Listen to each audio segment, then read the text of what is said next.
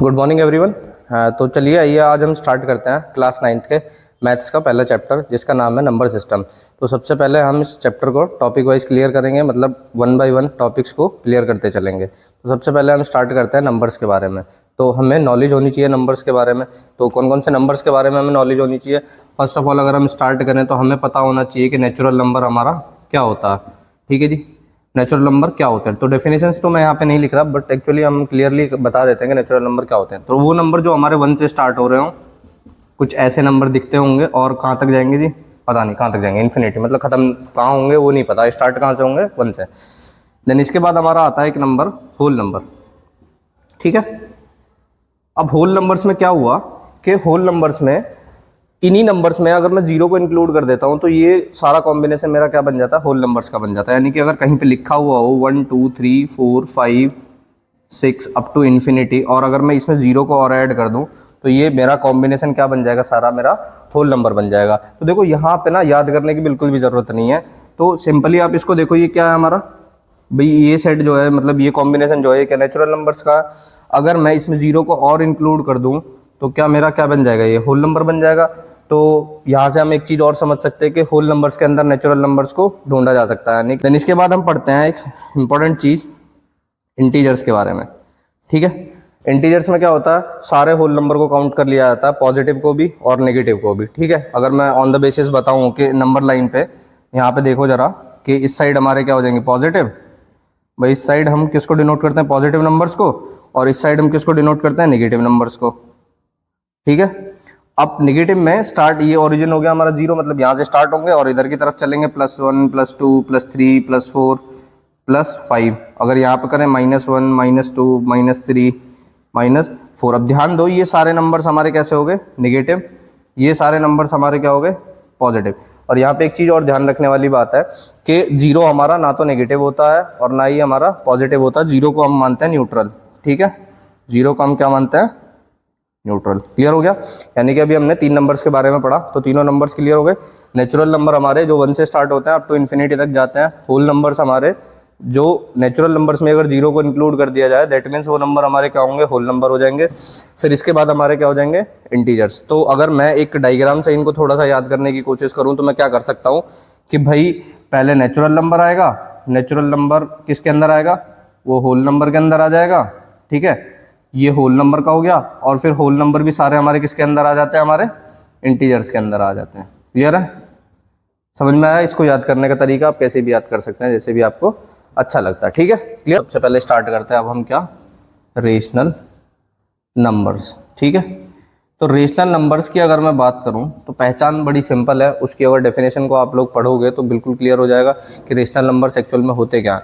तो rational numbers की definition बताती है कि ऐसे नंबर जो p/q की फॉर्म में होते हैं। ठीक है, चलो लिख देते हैं, लिखने से आसान हो जाएगा थोड़ा सा। The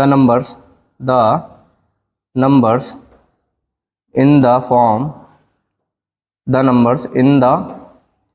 form of p/q where क्या होता है, q is not equals to 0। और इसमें एक ध्यान और रखने वाली बात है कि p और q आपके दोनों ही क्या होंगे, इंटीजर्स होंगे। ठीक है, एक एक चीज़ को बात करेंगे हम बहुत आराम से अभी भी। ठीक है, अब ये देखो, ये डेफिनेशन कह रही है। ठीक है, हालांकि इसके अलावा और भी कंडीशंस एक है जो हमें ध्यान रखनी पड़ती है।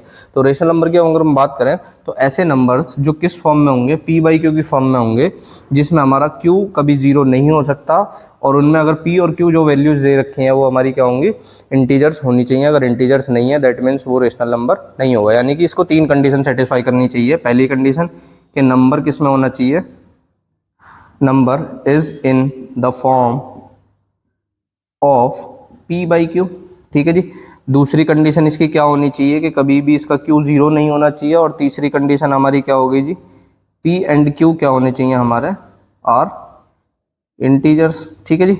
और एक और चौथी कंडीशन होती है जो बुक्स में मेंशन नहीं की होती है, बट आगे चल के हमें थोड़ा सा काम आती है, कि रेशनल नंबर्स या तो सिंपलेस्ट फॉर्म में होते हैं ऑलरेडी, और अगर नहीं होते हैं तो वो कन्वर्टेबल होते हैं, यानी कि उनको कन्वर्ट किया जा सकता है सिंपलेस्ट फॉर्म में। ठीक है, सिंपलेस्ट फॉर्म का मतलब भी अभी मैं समझाऊंगा आपको, अगर समझ में नहीं आ रहा तो it is in its simplest form, if not अगर नहीं है तो it is convertible, it may be, it is convertible, ठीक है, इट इज कन्वर्टेबल, ठीक है, सिंपल। अब हम इन चारों कंडीशंस को थोड़ा सा और डीपली पढ़ेंगे, मतलब एक एग्जांपल के साथ पढ़ेंगे। तो सबसे पहले अगर मैं एक एग्जांपल ले लूँ आपको 2/3 का, ठीक है, 2/3 मैं आपको बता रहा हूँ कि ये एक रेशनल नंबर है, बट आप सोचेंगे इन सारी चीज़ों को पढ़ के क्या ये एक्चुअल में रेशनल नंबर है या नहीं है। तो रेशनल नंबर के रिगार्डिंग हमको क्या देखना पड़ेगा, रेशनल नंबर के रिगार्डिंग हमें गिवन 4 कंडीशन, अगर कोई नंबर सेटिस्फाई करता है तो वो हमारा रेशनल है, अगर नहीं करता तो वो हमारा नंबर रेशनल नहीं होगा। तो सबसे पहले एक चीज़ देखो जरा कि ये 2/3 जो है क्या वो p/q की फॉर्म में है, देखो जरा गौर से। तो यहाँ पे p का काम हमारा कौन कर रहा है जी, 2, और q का काम कौन कर रहा है हमारा 3, यानी कि पहली कंडीशन तो भाई बिल्कुल ठीक है, ठीक है, क्लियर हुआ। देन दूसरी कंडीशन देखो, जो q है हमारा वो क्या 0 तो नहीं है, इसमें नहीं है ना भाई, q की वैल्यू कितनी है, लगभग 3 है, और q 0 नहीं है, इसका मतलब दूसरी कंडीशन भी सेटिस्फाई हो गई, ठीक है। अब तीसरी कंडीशन पे आ जाते हैं। अब जैसे ही आप नंबर्स को पढ़ के आ रहे हैं तो p और q हमारे क्या होंगे, इंटीजर्स होंगे। तो जरा देखो p की जगह कौन है 2, q की जगह कौन है 3। तो आपको जानते हैं अच्छी तरह कि 2 और 3 दोनों ही इंटीजर्स में आते हैं, नहीं आते हैं, तो इसका मतलब तीसरी कंडीशन भी सेटिस्फाई है। अब चौथी कंडीशन सबसे इंपॉर्टेंट है और इसको अच्छे से पढ़ेंगे, मतलब ये अपनी सिंपलेस्ट फॉर्म में है या फिर नहीं है। अगर नहीं है तो क्या इसे किया जा सकता है और या नहीं किया जा सकता।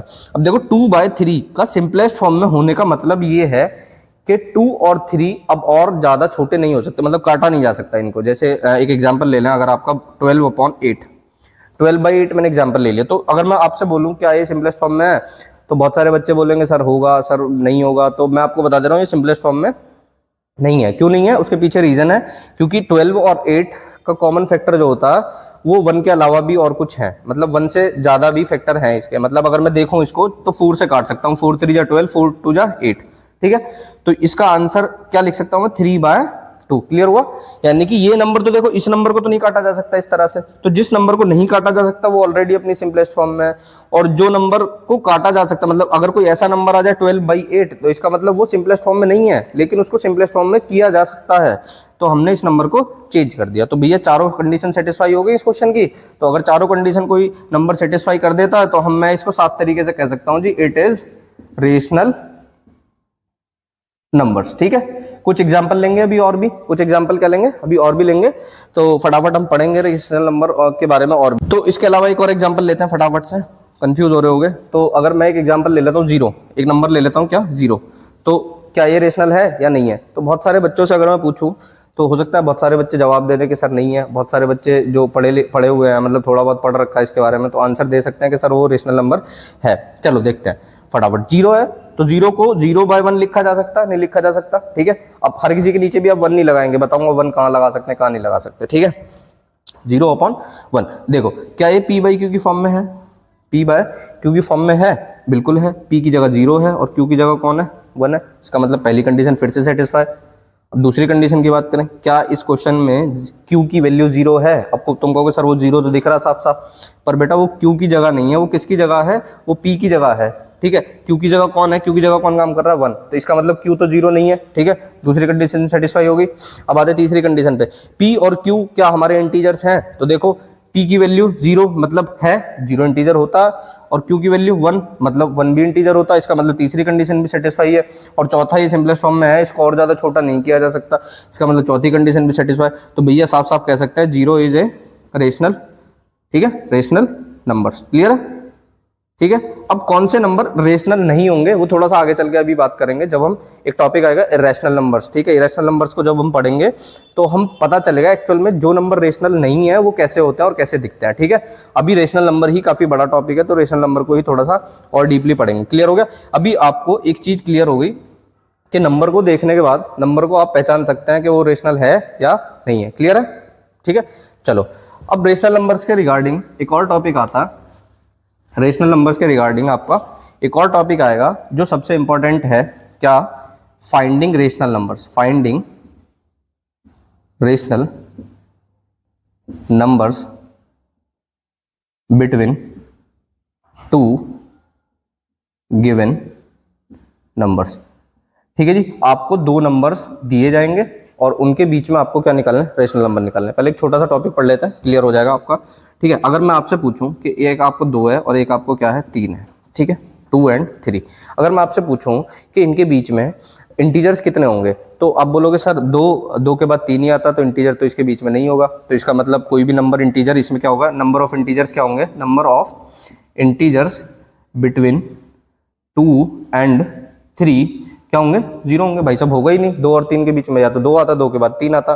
ठीक है, बेसिकली हम रेशनल नंबर्स में क्या करते हैं, हम नंबरों के बीच में घुसते हैं, नंबरों के बीच में घुसते हैं। कभी आपने बचपन में पढ़ा होगा कि 2 और 3 के बीच में कोई कंडीशन आ जाए तो उसको 2.5 बोल देते हैं, 2.5 बोल देते हैं, 2.1 बोल देते हैं। यानी कि ऐसे भी नंबर्स होते हैं जो 2 से बड़े होते हैं, 3 से छोटे होते हैं, ठीक है, बट वो इंटीजर्स नहीं होते। तो अगर मैं आपसे वही क्वेश्चन वापस से पूछूं, number of rational numbers between 2 and 3, तो इसका आंसर होगा इन्फिनिटली। ठीक है जी, समस्या क्लियर हो गई। यानी कि अगर आपसे 2 नंबर्स के बीच में इंटीजर्स पूछे जा रहा है, तो ऐसा नहीं है इंटीजर्स हमेशा 2 नंबर्स के बीच में 0 होते हैं। यही क्वेश्चन बदल भी सकता था कि 2 और 4 के बीच में बचाओ, 2 और 4 के बीच में क्या बताओ, इंटीजर बताओ। तो साफ साफ भैया 2 और 4 के बीच में 3 आता है, तो आपका आंसर हो जाता 1। 2 और 5 के बीच में पूछता तो आपका आंसर हो जाता 2, इंटीजर्स के केस में। तो इंटीजर्स के केस में एक बार नंबर्स को देख लेना कि नंबर के बाद एक्चुअल में आ क्या रहा है। बट जब भी आपका क्वेश्चन क्या आ जाए कि find the number of rational numbers between 2 given numbers, मतलब आपको ये पूछा जाए कि 2 दिए गए नंबर्स के बीच में कितने रेशनल नंबर आपके आ सकते हो, तो आपका आंसर हमेशा क्या होना चाहिए, इन्फिनिटली नंबर्स होना चाहिए। ठीक है, क्योंकि 2 और 3 के बीच में बहुत सारे लाखों करोड़ों नंबर्स हो सकते हैं जो रेशनल होंगे और 2 और 3 के बीच में आएंगे। ठीक है, अब सबसे बड़ा क्वेश्चन आता है, सर 2 और 3 के बीच में नंबर होंगे तो हमें पता कैसे चलेगा, हम निकालेंगे कैसे। तो बेटा अब उसी के ऊपर बात करते हैं फटाफट से। ये टॉपिक आपका है finding rational numbers between 2 given numbers. ठीक है, क्लियर है। तो सबसे पहले इसी एग्जाम्पल को ले लेते हैं जो मैंने आपको लिया है। क्या एग्जाम्पल ले लेते हैं, एक फाइंड, सबसे पहले एक की बात करेंगे फिर बहुत सारे निकालेंगे, पहले एक की बात करते हैं। Find a rational number between 1/3 and 1/2। Clear है, ये भाई रेशनल है नहीं है, ये दोनों रेशनल नंबर होंगे क्योंकि पी बाई क्यू की फॉर्म में है, क्यू इसका 0 नहीं है और पी और क्यू इंटीजर्स भी हैं और ये अपनी सिंपलेस्ट फॉर्म में भी है। ठीक है, अब क्वेश्चन आ गया क्या कि find a rational number between 1/3 and 1/2। तो देखो रेशनल नंबर फाइंड करने के हमारे पास अप्रॉक्स कम से कम 3 तरीके तो है ही। ठीक है, पहला मेथड है, 3 मेथड्स हमारे पास में हैं। पहला मेथड हम बोले अगर तो एवरेज मेथड, बेटा एक एक करके सारे मेथड करवाऊंगा आपको, चिंता ना करें। ठीक है, एवरेज मेथड। दूसरा मेथड अगर हम बात करें तो एक हमारा होता है by doing the same denominator, by doing the same denominator. ठीक है, अभी समझ नहीं आएगा लेकिन जब हम क्वेश्चंस को करेंगे तब समझ में आ जाएगा। और एक हमारा फॉर्मूला दे रखा है बेटा 9th क्लास में। ठीक है, बाय यूजिंग फार्मूला, क्लियर है, फॉर्मूला FORMULA। ठीक है, इंग्लिश की मिस्टेक हो सकती है तो माइंड ना करें, लेकिन चीज़ें क्लियर समझ में आएंगी। ठीक है, अगर हमारे पास में किसी भी 2 नंबर्स के बीच में रेशनल नंबर निकालना है तो हमारे पास 3 मेथड्स हैं। ठीक है, पहला मेथड, दूसरा मेथड और तीसरा मेथड। बेटा कभी भी क्वेश्चन में ये नहीं कहा जाता कि आप इसी स्पेसिफिक मेथड से क्वेश्चन को सॉल्व करिए, तो आप तीनों में से कोई सा भी आपको जो कन्वीनियंट लगे आप उससे कर सकते हैं क्वेश्चन। ठीक है, तो मैं आपको बता देता हूं कि एवरेज मेथड इज सफिशिएंट, मतलब एवरेज मेथड आप जब भी यूज करें जब आपको कम से कम 1 या 2 नंबर पूछ रहा हो, मतलब 1 से ज्यादा कभी भी एवरेज मेथड में पूछे तो आप इसको यूज ना करें, आप किसी और मेथड से यूज कर सकते हैं। तो 1 by 1 हम इसको क्या करते हैं, सॉल्व करते हैं। तो हमारा एग्जाम्पल है, इसको आप लिख लीजिएगा फटाफट से। लिखने के बाद हम सबसे पहले मेथड बाय मेथड सॉल्व करते हैं। ठीक है, तो सबसे पहले हम रेशनल नंबर को फाइंड करेंगे। ठीक है, बाय एवरेज मेथड, बाय किससे, बाय एवरेज मेथड। तो हम एवरेज मेथड यूज करते हैं। तो उसमें के लिए क्या है कि भाई मैथ में हम लोगों ने एवरेज निकाला था, मतलब छोटी छोटी क्लास में निकाला था कि आपको 3-4 नंबर दे रखे हैं, उनकी हाइट दे रखी है, उनका एवरेज निकालिए, या उनका वेट दे रखा है, उनका एवरेज निकालिए। तो हम क्या करते थे, sum of observation upon total number of observation. तो सिंपली क्या करेंगे, जो 2 नंबर दे रखे हैं दोनों को जोड़ दो और दोनों क्या कर दो, उनका एवरेज निकाल दो। तो यहाँ पे फॉर्मूला आप यूज कर सकते हैं 1/2 x + y। क्लियर है, यानी कि ये x और y क्या है, हमारे दिए गए नंबर, यानी कि हम इसको कंसीडर कर लेते हैं थोड़ी देर के लिए x और इसको कंसीडर कर लेते हैं थोड़ी देर के लिए y, यानी कि x हमारा पहला नंबर होगा और y हमारा क्या होगा, दूसरा नंबर होगा। क्लियर है, तो 1/2। ठीक है जी, और x की वैल्यू कितनी थी 1/3 और y की वैल्यू कितनी पुट करेंगे 1/2। क्लियर है, यहाँ पे कुछ नहीं करा, ये फॉर्मूला है, फॉर्मूला भी नहीं है। अगर आप अच्छे से एवरेज को पढ़े हो, मतलब जो एवरेज मीन निकालना कहते थे इसको हम, तो एवरेज निकालने के लिए हम क्या करते हैं, सम ऑफ ऑब्जर्वेशन, जितनी भी ऑब्जर्वेशन है उनका प्लस अपॉन जितनी ऑब्जर्वेशन है उनका डिवाइड। तो दो ही तो ऑब्जर्वेशन है, तो 2 का डिवाइड दे दिया भाई, ये डिवाइड की तरह ही काम कर रहा है, 1/2 से कंफ्यूज मत होना, ठीक है। थोड़ा सा और आगे चलें तो बेटा ये सॉल्व करना तो आपको बहुत अच्छी तरह से आता होगा, क्योंकि बचपन में सीख लिए होंगे फ्रैक्शनल एडिशन, ठीक है। तो 3 और 2 का अगर हम एलसीएम ले तो 6 आ जाएगा, 3 इंटू 2 2 प्लस, और 2 का डिवाइड हम 3 में करेंगे तो 3 बार कटा, और 3 की मल्टीप्लाई 1 में करेंगे तो 1/2, 3 और 2 कितने होते हैं, 5/6, ठीक है। अब मल्टीप्लाई करें सिंपल 5 की 1 में तो क्या हो जाएगा, 5 1 जा 5 और 6 2 जा 12। तो बेटा आंसर क्या है हमारा, 5/12। तो मैं इसको लिख सकता हूं, क्या लिख सकते हैं हम इसको, क्या लिख सकते हैं कि जी 1/3 के बीच में और 1/2 के बीच में हमारा एक नंबर जो हमने निकाला वो हमारा क्या है, 5/12 है। सिंपल है। अभी हमने केवल एक नंबर की बात करें, एक रेशनल नंबर निकाल रहे हैं, बाकी हम इनके बीच में लाखों करोड़ों होते हैं। लाखों करोड़ों निकालने के लिए तो हमसे क्वेश्चन नहीं बोलेगा, बट कई बार 10 15 रेशनल नंबर भी पूछ लेता है। तो बेटा आप इसी मेथड को तभी यूज करेंगे जब आपसे कम 1 या 2 पूछे जाए, बस। इससे ज्यादा अगर करेंगे तो क्वेश्चन बहुत लंबा होता चला जाएगा। तो मैं आपको सजेस्ट करूंगा कि आप इस मेथड को प्रीफरेंस ना दें जब आपको 1 से ज्यादा रेशनल नंबर पूछे जाए। तो एवरेज मेथड क्लियर हो गया, ठीक है। मतलब अगर आपको रेशनल नंबर फाइंड करने दिए गए 2 नंबर्स के बीच में, तो 2 नंबर्स में से एक को x मान लो और एक को क्या मान लो, y। इसको आप जस्ट फॉर्मूला टाइप मान सकते हैं अगर आपको थोड़ा सा समझ नहीं आ रहा कि मीन और एवरेज क्या होते हैं। तो 1/2 x की जगह x रखो, y की जगह y रखो, नॉर्मली इसको ऐड कर दो अंदर वाले नंबर्स को, और जो आंसर है उसमें 1/2 की क्या करेंगे, मल्टीप्लाई। और आपको इस तरह से लिखना, ये पहला नंबर, ये आपका दूसरा नंबर, और ये नंबर जो आया है हमारा किसका नंबर है, बीच वाला नंबर है। क्लियर है, ठीक है। एवरेज मेथड क्लियर हुआ। अब थोड़ा सा आगे की तरफ चलते हैं। एवरेज मेथड तो हमने कर लिया, देन एक दूसरा मेथड बताया था मैंने, by doing the same denominator. By doing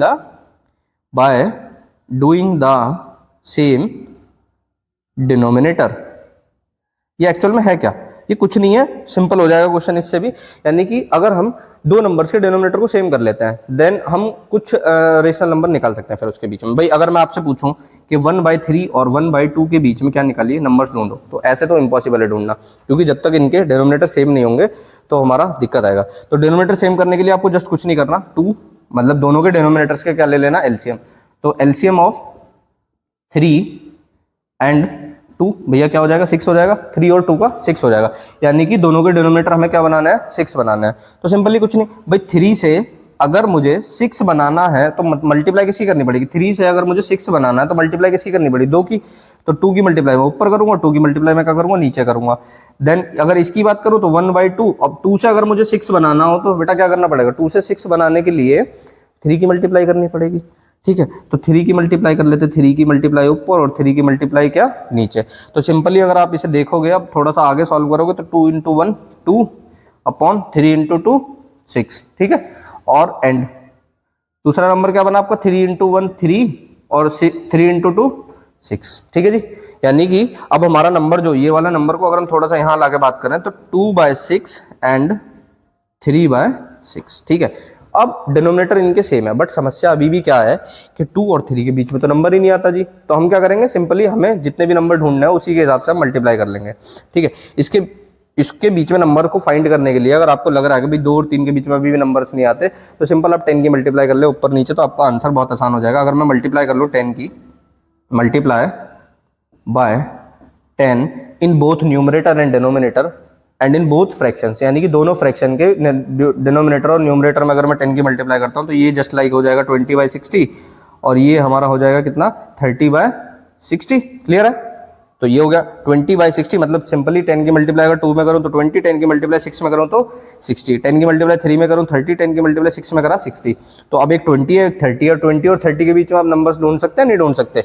तो बड़ा आसान है भाई, 20 और 30 के बीच में अगर नंबर्स को ढूंढना हो, यानी कि अगर आपके पास 20/60 है और एंड क्या है 30/60 है, तो इसके बीच में नंबर क्या होंगे, 21/60, 22/60, 23/60, 24/60, और आप बहुत सारे ढूंढ सकते हैं जितने भी आपको चाहिए। अगर 100 पूछ लेता तो आप 1000 से मल्टीप्लाई कर देते, तो आपको यहाँ से बहुत सारे नंबर्स देखने के लिए मिल जाते। तो इस मेथड को हम बहुत ज़्यादा कन्वीनियंट मानते हैं। क्लियर है। तो यानी कि ये मेथड को हम प्रीफरेंस दे सकते हैं जब आपसे 5 से 6 7 8 9 10 रेशनल नंबर्स पूछे जा रहे हैं। तो सिंपल है, कुछ नहीं करना, एक बार वापस से रिवाइज करवा देता हूँ। ये क्वेश्चन आया कि find a rational number between 1/3 and 1/2 by doing the same denominator method हम यूज कर रहे हैं। तो इसमें सिंपली कुछ नहीं करना, स्टेप बाय स्टेप क्वेश्चन को समझो। पहले स्टेप में क्या करना है, 3 और 2 का, 3 और 2 मतलब दोनों के डिनोमिनेटर्स का हमें क्या ले लेना, एलसीएम, जो कि क्या होता है 6। इसके बाद हमें दोनों के डिनोमिनेटर को सेम करना है। तो सेम करने के लिए भाई जो एलसीएम है वो हमारा 6 है, तो 3 से अगर मैं 6 बनाऊं तो मुझे किसकी जरूरत पड़ेगी, 2 की मल्टीप्लाई करने की। तो इंटू 2 ऊपर और इंटू 2 नीचे, ठीक है। अब 1/2 से अगर मुझे 6 बनाना है तो 2 से मल्टीप्लाई करूंगा, अगर डिवाइड करूंगा 6 में, तो आंसर क्या आएगा 3।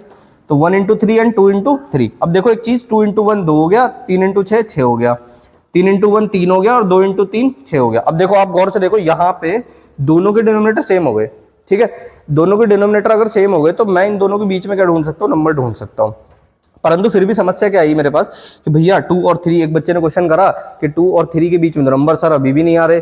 तो हम क्या करेंगे, सिंपली इस नंबर को थोड़ा सा और बड़ा बना लेंगे, थोड़ा सा बड़ा बना लेंगे, क्या करके, मल्टीप्लाई करके। ऊपर 10 की मल्टीप्लाई करी, नीचे 10 की मल्टीप्लाई करी, तो ये क्या बन गया, 2 इंटू 10 20, 6 इंटू 10 60। अब किसी का क्वेश्चन आ रहा होगा सर 10 की मल्टीप्लाई क्यों करी, बेटा किसी की भी मल्टीप्लाई कर सकते हैं, 5 की कर लीजिएगा, 10 की कर लो, 11 की कर लो, 12 13 जो भी आपका मन कर रहा है उसकी आप मल्टीप्लाई कर सकते हैं, ठीक है। जितने नंबर पूछे गए हैं उससे बड़े नंबर की मल्टीप्लाई कर लो, यानी कि अगर 5 पूछे गए हैं तो 10 की कर लो, 10 पूछे गए तो 12 की कर लो, 15 की कर लो। मल्टीप्लाई इसलिए कर ले ताकि ये नंबर के बीच में एक डिफरेंस क्रिएट हो जाए, ठीक है। जो 2 और 3 था वो अब 20 और 30 बन गया, तो 2 और 3 के बीच में तो नंबर नहीं ढूंढ पाएंगे, लेकिन 20 और 30 के बीच में तो ढूंढ सकते हैं भाई। 2 से 20 बना, 3 से 30 बन गया, और 20 और 30 के बीच में बहुत सारे नंबर्स आते हैं, 21 22 23 24 25 26 27 28 29 बाई 60, ठीक है, क्लियर है। लेकिन अगर और भी ज्यादा पूछे जाते तो फिर हम क्या करते हैं, हम 10 से मल्टीप्लाई ना करके 50 से कर लेते हैं या 100 से कर लेते। क्लियर हो गया। तो by doing the same denominator हमारा सिस्टम यहाँ पे क्लियर हो चुका, ठीक है। एक क्वेश्चन और करते हैं, चलो, by doing the same denominator पे फटाफट से, कि अगर मुझे क्वेश्चन दिया जाए कुछ इस तरह से कि 1/5 एंड क्या 1/3, इसके बीच में अगर मुझे रेशनल नंबर निकालने, सपोज करो 5 रेशनल नंबर निकालने, क्या करना है, find 5 rational number between 1/3 and 1/5 and 1/3। 1/5 और 1/3 के बीच में हमें क्या निकालना है, 5 रेशनल नंबर निकालना है। तो by doing the same denominator मैं यूज करूंगा, by doing the same denominator. तो अगर मैं यूज करूं इसको तो सबसे पहला स्टेप याद रखना, सबसे पहला स्टेप दोनों के डिनोमिनेटर्स का एलसीएम, ठीक है। क्वेश्चन लिख लेते हैं फटाफट, 1/5 एंड 1/3। तो इसका डिनोमिनेटर 5, इसका डिनोमिनेटर 3, तो LCM of 5 and 3, LCM of 5 and 3, 5 और 3 का एलसीएम हो गया 15। एक बच्चे का क्वेश्चन आ रहा है, सर क्या इनकी क्रॉस मल्टीप्लाई भी कर सकते हैं, बेटा करोगे बहुत लंबा क्वेश्चन हो जाएगा, कई बार बहुत बड़े बड़े नंबर्स आ जाते हैं, तो एलसीएम इज कन्वीनियंट, ठीक है, एलसीएम कन्वीनियंट है, तो आप एलसीएम के थ्रू ही जाएं तो ज्यादा बेहतर रहेगा। दोनों नंबर्स हो गए, एलसीएम ले लिया। अब देन इसके बाद क्या करना है हमें, दूसरा स्टेप आपको याद रखना चाहिए, इनके डिनोमिनेटर्स में कोशिश करो किस चीज की मल्टीप्लाई करनी। अब देखो बेटा 5 से अगर 15 बनाना है तो आपको क्या करना पड़ेगा, 5 से 15 बनाना, तो ऑब्वियस सी बात है हमको मल्टीप्लाई करनी पड़ेगी 3 की, तभी तो 15 बनेगा। तो सिंपल इसमें 3 की मल्टीप्लाई आप ऊपर भी और नीचे भी कर देंगे। देन यहाँ पे आ जाओ, 1/3 से अगर मुझे क्या बनाना हो, 15 बनाना हो, तो सिंपल बेटा 5 की मल्टीप्लाई करनी पड़ेगी। तो 5 की मल्टीप्लाई मैं ऊपर करूंगा, 5 की मल्टीप्लाई मैं क्या करूंगा, नीचे करूंगा। तो ये क्या बन गया मेरा 3/15, और ये क्या बन गया मेरा 5/15। क्लियर है। यानी कि इस नंबर को थोड़ा सा ऊपर लिख लेते हैं यहाँ पे लाके, 3/15 एंड 5/15। अब तुम कहोगे सर आपने पूछे 5, लेकिन इनके बीच में 2 ही मिल पा रहे हैं। भाई 2 नहीं, 1 ही मिल पा रहा है, 4/15, ठीक है। तो सिंपल मैंने क्या बताया, जब रेशनल नंबर्स के डिनोमिनेटर का एलसीएम लेने के बाद भी और सेम करने के बाद भी आपको नंबर्स ना मिल रहे हो, देन आप किसी भी बड़े नंबर्स की मल्टीप्लाई कर सकते हैं। यानी कि 5 पूछे तो 10 की आप मल्टीप्लाई सिंपल कर लें, और स्टेटमेंट लिख दें जरा, multiply by 10 in both numerator and denominator in both fractions, in both rational numbers लिख दें, फ्रैक्शंस लिख दें। तो 3/15 इंटू 10 एंड 5/15 इंटू 10 और इंटू 10, तो ये कितना हो गया 30 हो गया हमारा 30/150, और ये क्या हो गया हमारा 50/150। तो भैया आप तो बहुत सारे नंबर्स निकाल सकते हैं, आप नहीं निकाल सकते भाई। 30 और 50 के बीच में कितने नंबर्स आप ढूंढ सकते हैं, 31/150, ठीक है। अब देखो इन दोनों के नंबर के बीच में क्या हो गया, 31/150, 32/150, 33/150, 34/150, क्लियर है, 35/150, ठीक है। बहुत सारे निकाल सकते हैं, लेकिन हमें कितने चाहिए थे, हमें चाहिए थे 5, तो हमने 5 रेशनल नंबर्स को निकाल लिया है। क्लियर है। मेथड की और बात कर लेते हैं। तीसरा मेथड है जो हमारे बुक्स में दे रखा है, बाय यूजिंग फार्मूला। तो फार्मूला क्या है उसके बारे में बात कर लेते हैं। तो फार्मूला जो बुक में दे रखा है, ठीक है, वो है d equals to y minus k x upon n plus 1। तो सबसे पहले फार्मूले में जो चीज़ें दे रखी हैं उन चीज़ों को पढ़ लेते हैं कि फार्मूले में जो चीज़ें दे रखी है वो है क्या क्या। d equals to y minus x upon n plus 1। तो y जो है हमारा, वो जैसे मैंने पहले बताया पहले मेथड में ही, कि ये हमारा x थोड़ी देर के लिए हो जाता है, ये हमारा क्या हो जाता है y, यानी कि पहला नंबर x हो गया और दूसरा नंबर क्या हो गया आपका y हो गया। ठीक है। देन यहाँ पे x तो ये काम करेगा और y किसका काम करेगा, ये काम करेगा, और n हमारा होता है आस्किंग नंबर। आस्किंग नंबर का मतलब है कि जितने नंबर आपसे पूछे गए। अगर आपसे 2 रेशनल नंबर पूछे जा रहे हैं तो n की वैल्यू 2 हो जाएगी। अगर आपसे 3 पूछे जा रहे हैं तो n की वैल्यू 3 हो जाएगी। अगर आपसे 4 पूछे जा रहे हैं तो n की वैल्यू 4 हो जाएगी। n की वैल्यू डिपेंड करती है क्वेश्चन में कि आपसे कितने रेशनल नंबर इन दोनों के बीच में क्या करे गए, पूछे गए हैं। और जब d निकाल लेंगे तो फिर उसके बाद में हमें क्या करना होता है, x प्लस डी, यानी कि x और d की वैल्यू को प्लस कर देना, x प्लस 2d। अगर 2 निकालने तो यहीं तक छोड़ेंगे, 3 निकालने होते हैं तो x प्लस 3d, 4 निकालने होते हैं तो x प्लस 4d, और ऐसा करते चले जाएंगे जब तक हमसे क्वेश्चन पूछता रहेगा नंबर्स के बारे में। चलो फटाफट से इस क्वेश्चन को भी करते हैं हम इसी तरीके से। ठीक है। तो सबसे पहले हम इसका क्या निकालेंगे, d निकाल लेंगे। तो d निकालने के लिए हमें क्या करना होगा, y minus k x upon n plus 1। ठीक है। तो d इक्वल्स टू क्या हो जाएगा, y की वैल्यू क्या है जी इस क्वेश्चन में 1/3, माइनस x की वैल्यू क्या है 1/5, और अपॉन n कितना होगा यहाँ पे, अगर 2 रेशनल नंबर पूछे जा रहे हैं तो n की वैल्यू होगी 2 प्लस 1। ठीक है। कंफ्यूज मत होना, 1 2 3। तो इसे 4 लेयर की फ्रैक्शन बनाने के लिए एक चीज़ देखो, ये खुद से अपना पूरा फ्रैक्शन है। ठीक है। ये बड़ा वाला फ्रैक्शन के लिए अपॉन लगा हुआ, और इसको डबल लेयर फ्रैक्शन बनाने के लिए हम क्या लगा लेंगे, अपॉन में 1 लगा लेंगे, ताकि बाद में जाकर हमसे गलती बहुत कम से कम हो। ठीक है। डी निकालने के लिए अब क्या करेंगे, सिंपल ऊपर वाले ब्रैकेट में अगर देखोगे तो आपको माइनस करना, सिंपल कुछ नहीं करना। 15 एलसीएम हो गया, और यहाँ पे आ जाएगा 5 माइनस 3 अपॉन, और 2 और 1 कितने होते हैं हमारे 3 अपॉन 1। ठीक है। अब डी की वैल्यू यहाँ से कितनी आ गई जी, 5 में से 3 गया 2 अपॉन 15 अपॉन 3 अपॉन 1। इसे देख के डर मत जाना, क्योंकि डरने वाली चीज़ नहीं है। पहली वाली नंबर जो है वो सबसे ऊपर वाले के पास जाता है, और ये वाला नंबर मल्टीप्लाई में कहाँ जाता है, यहाँ जाता है। तो जस्ट लाइक इसको मैं लिख सकता हूँ d equals to 2 into 1 upon 3 into 15। तो d की वैल्यू हमारी कितनी आएगी, 2/45। सिंपल है। अब d की वैल्यू निकाल ली, तो अब रेशनल नंबर निकालने बहुत आसान है, आपको कुछ नहीं करना। x plus D, x plus D, x plus D का मतलब है कि आपको x की वैल्यू और d की वैल्यू को सिंपल प्लस करना। तो क्या हो जाएगा जी, 1/5 प्लस 2/45। तो इसको ऐड करना आपको आना चाहिए। 45 और 5 का एलसीएम फिर से वापस 45 आ गया। 5 से डिवाइड करोगे तो आएगा 9, और 9 इंटू 1 होते हैं 9। 45 से डिवाइड करोगे तो आएगा 1, और 1 इंटू 2 होते हैं 2। तो आंसर कितना आ गया, 11/45। समझ आया। तो अब ऐसे ही सिंपल आपको क्या निकालना, x प्लस डी निकला। अब आपको निकालना x plus 2d। x plus 2d के लिए क्या करेंगे, x प्लस 2d के लिए हम करेंगे कि x की वैल्यू मतलब 1/5, और 2d का मतलब है 2 इंटू डी की वैल्यू। ठीक है, 45। तो इसे काटने पीटने के चक्कर में ना रहे, सिंपल बस इसको ऐसे ही कर लें, आसान हो जाएगा। 4/45। तो जो क्वेश्चन आपने सिंपल पहले करा था 45, इसका एलसीएम 9 प्लस के यहाँ पे 4 आ जाएगा, और 13/45। तो 2 रेशनल नंबर पूछ रहा था, एक ये रहा और एक ये रहा। और अगर आपसे इससे ज़्यादा भी रेशनल नंबर पूछा जाता तो आप simple x plus 3d 4d 5d 6d करते रहते, और यहाँ पे बस n की वैल्यू का ध्यान रखना, n की वैल्यू चेंज करनी है जितने भी नंबर आपसे पूछे जाएंगे। क्लियर है। तो आज हमने रेशनल नंबर निकालने तीनों मेथड से सीख लिए हैं। अब हम रेशनल नंबर फाइंड कर सकते हैं जितने भी हमसे पूछे जाए।